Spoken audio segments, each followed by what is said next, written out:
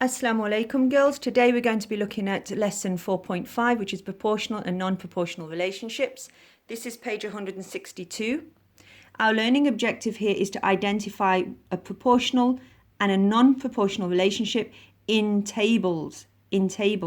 Okay? That means that they're going to give us a table of results, and I'm going to show you how you can tell me if one value is related to the other.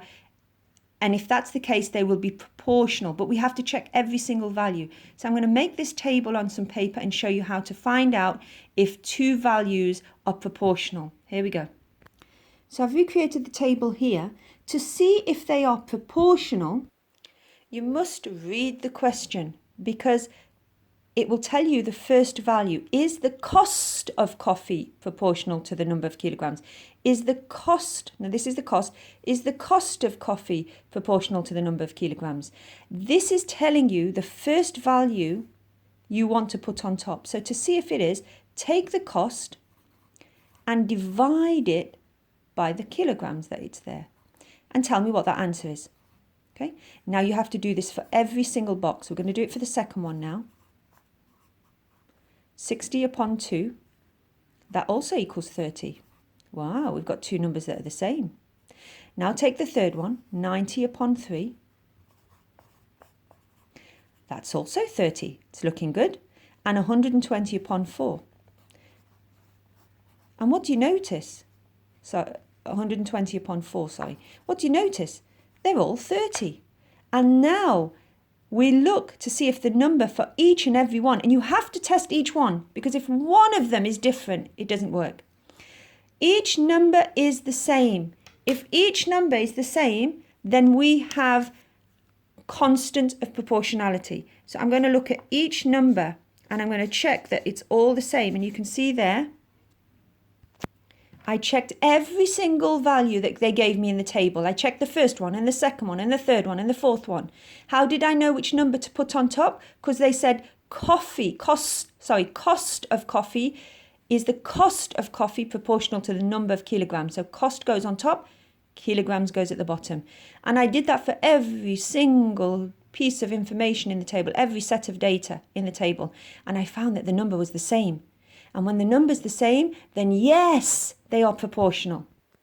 So I always tell you girls, when you're going to write your answer, use the question to help you. So the answer here, because they are all the same number, and I'm going to call this the magic number, I write, yes, the cost of coffee is proportional to the number of kilograms. I took it straight from here. Cost of coffee, proportional to the number of kilograms. Okay. One more thing I need you to write in the answer. The constant of proportionality is 30. The constant of proportionality is 30. That's that magic number that you found that was the same for every single one. Remember, if even one of them isn't the same, then it's not proportional. So going back to the question, determine whether the cost of coffee is proportional to the number of kilograms. If the relationship is proportional, identify the constant of proportionality. So we not only did 30 upon 1, 60 upon 2, 90 upon 3, 120 upon 4, and we found them all to be 30, 30, 30, 30. Then the rates are equal, so the cost is proportional to the number of kilograms of coffee. The constant of proportionality is 30. Please have a go at question 1. Got it, question 1. This is page 162. Have a go at that question and see if you can find out whether these numbers here are proportional. And I'm looking to see if you can write the sentence at the end. If it's proportional, you will write, yes, the number of legs is proportional to the number of spiders. The constant of proportionality is, and you will give me your answer. So don't forget, number of legs is proportional to the number of spiders. So put number of legs on top and the number of spiders at the bottom. Find your ratios for each one and see if they're the same. So did you get the same answer as me? Remember, it said number of legs is the number of legs proportional to the number of spiders. So I put the number of legs on top. 8 upon 1, 16 upon 2, 24 upon 3, 34 upon 4, and they all give you the answer of 8. That's the magic number. And so, yes, the number of legs is proportional to the number of spiders. And the constant of proportionality is 8. Okay, now I want you to have a go at example 2. You may find in example 2 that they're not proportional. So we're going to determine whether the distance is proportional to the time travelled. So we're looking at the table here, the time and the distance. Is the distance proportional to the time? So put the distance number on top. 50 upon 1. And then 70 upon 2.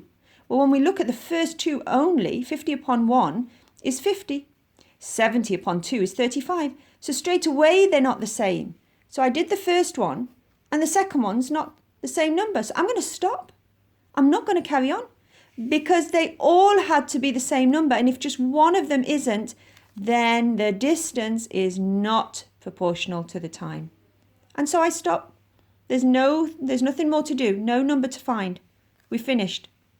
So try got it 2 and you determine whether the number of ice cubes, so this is the ice cubes, you want to put this number on top.